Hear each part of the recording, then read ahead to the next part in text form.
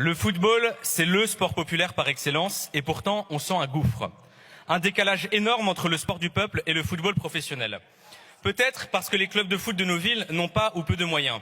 Peut-être parce que 20 € par mois pour regarder des matchs à la télé, c'est trop. Ou peut-être aussi parce que les salaires des footballeurs dans les gros clubs sont si indécents au vu de la misère qui règne dans notre pays qu'ils en deviennent ridicules. Eh bien, cette Coupe du Monde au Qatar est à l'image du football professionnel. Rongée par le fric et la politique, dénuée d'humanité et déconnectée du peuple.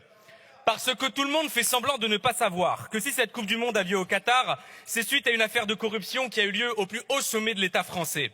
N'oublions pas que c'est parce qu'en 2010, Nicolas Sarkozy a utilisé son statut de président de la République pour exercer des pressions politiques. N'oublions pas que c'est pour ça que le Qatar a obtenu l'organisation de la Coupe du Monde.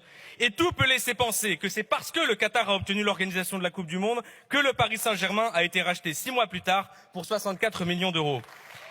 Ces accusations de corruption, ce sont celles de Sepp Blatter, alors président de la FIFA, propos appuyés par les Football Leaks.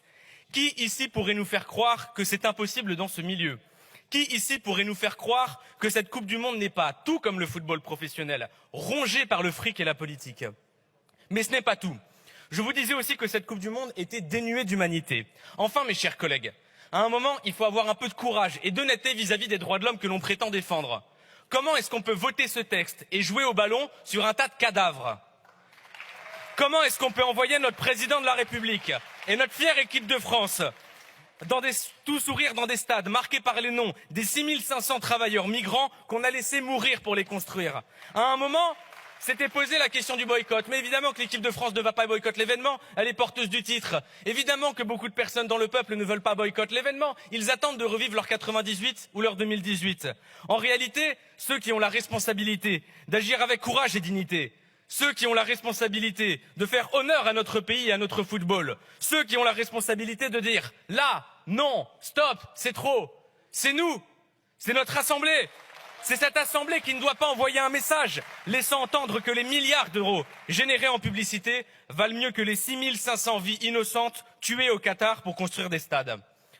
Je vous disais déconnecté du peuple, car soyons honnêtes, qui va assister au match de cette Coupe du Monde? Les riches, les très très riches. À l'image des équipes de notre Ligue 1 que les jeunes des milieux ruraux ou des quartiers populaires ne peuvent pas aller acclamer dans les stades, cette Coupe du Monde au Qatar sera avant tout celle des très riches.